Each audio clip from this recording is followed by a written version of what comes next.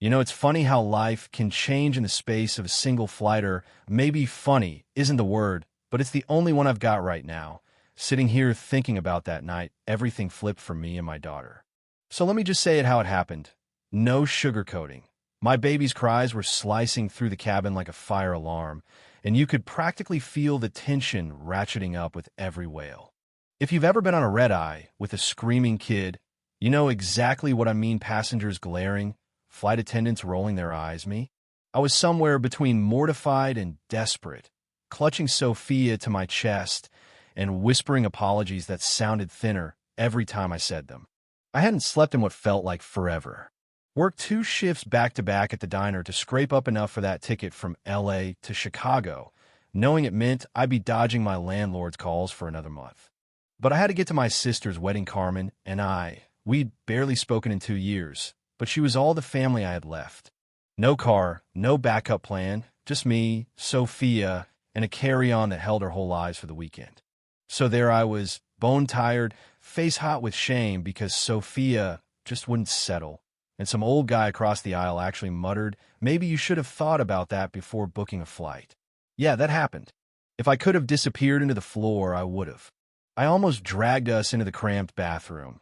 But then this voice came out of nowhere, soft, calm, almost warm. "Excuse me, would you mind if I tried something?"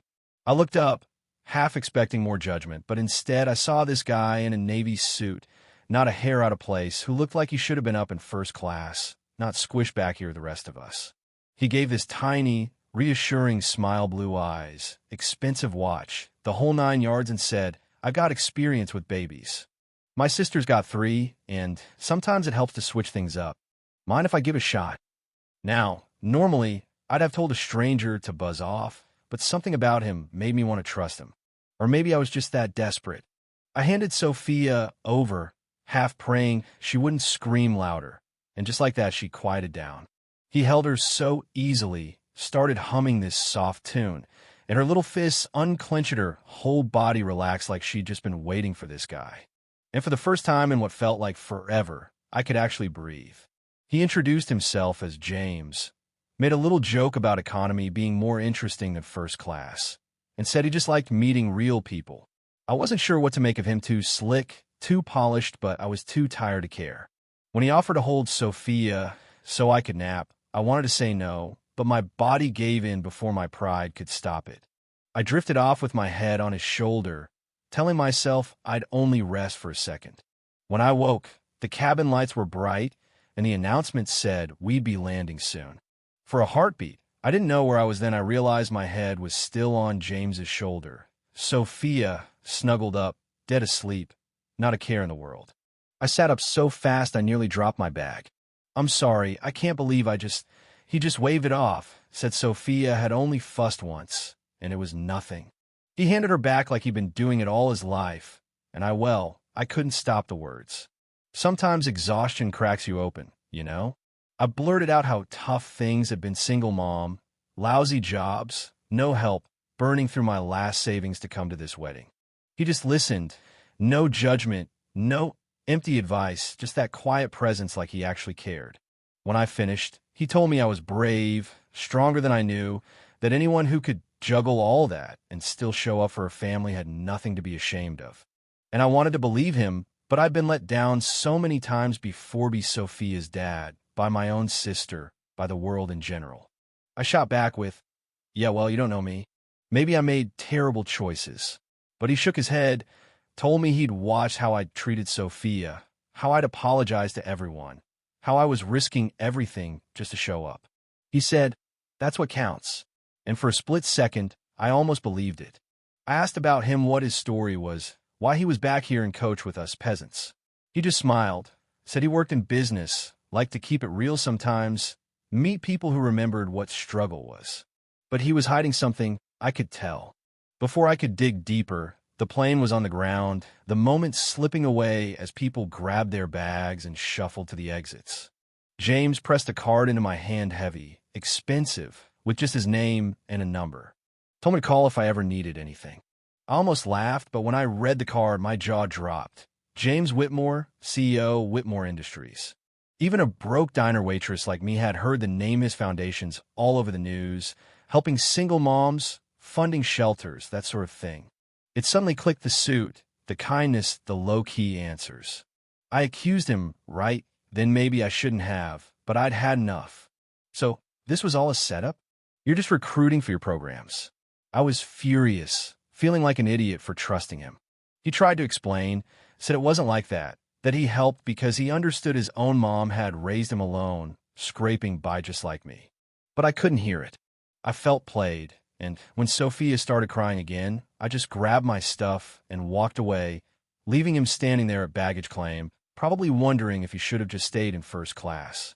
The motel I'd booked was even worse than I expected.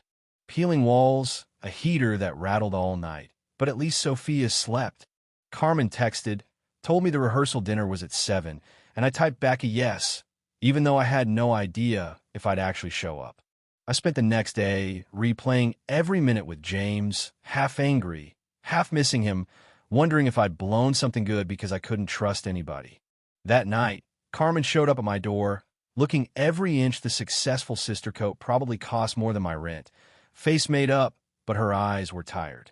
She sat down, told me she was sorry for everything she'd said when I got pregnant, then confessed she'd been trying for a baby herself back then and lost it not long after a fight. For the first time in years, we sat together and just cried, two sisters who'd both lost more than we could say. Then Carmen hit me with another surprise.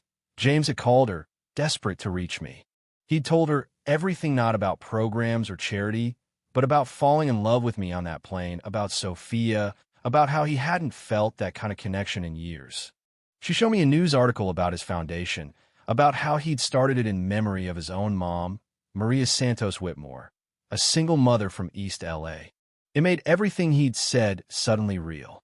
Turns out, he was at Carmen's wedding venue waiting, hoping I'd give him a chance to explain. Carmen told me I'd be a fool not to at least hear him out, that bravery wasn't about never being scared, it was about doing the right thing anyway. So the next night, I borrowed a dress from Carmen, left Sophia with the hotel sitter, and went down to the ballroom. Through the glass doors, I saw James waiting, standing alone in a sea of tuxedos and ball gowns, eyes fixed on me like I was the only person in the room. When he saw me, he crossed the floor, stopped just in front of me, and said, "I was afraid you wouldn't come." I told him I was scared too. Scared of being let down again, of hoping for something more. He took my hands and said, "I should have told you who I was from the start. But I wanted you to know James, the person, not the CEO. I don't want to help you because you need saving. I want to build a life with you and Sophia because you're the most incredible people I've ever met." I broke down crying, right there in the hotel hallway, tears of relief, of hope, of finally feeling seen for who I really was. He asked me to dance. And as we stepped into that ballroom, toga therm in a borrowed dress, him in $1,000 tux, but both of us just real people with real scars, I knew, finally, what it meant to trust. Not because I needed rescuing, but because I wanted to believe in someone who saw me, all of me, and loved me anyway. You know, sometimes the wildest stories start with a crying baby and end with a stranger becoming family. Maybe it sounds too good to be true, but that's what happened to me. What would you have done if you were in my shoes? Would you have walked away or taken a chance? Because in the end, that's all any of us can it, open up, and hope that kindness isn't just a story people tell themselves on airplanes. So, what's your take? Was I right to trust him, or did I just get lucky this once? Let's hear it. Right or wrong? Justice? Or just another twist of fate? I want to know what you think.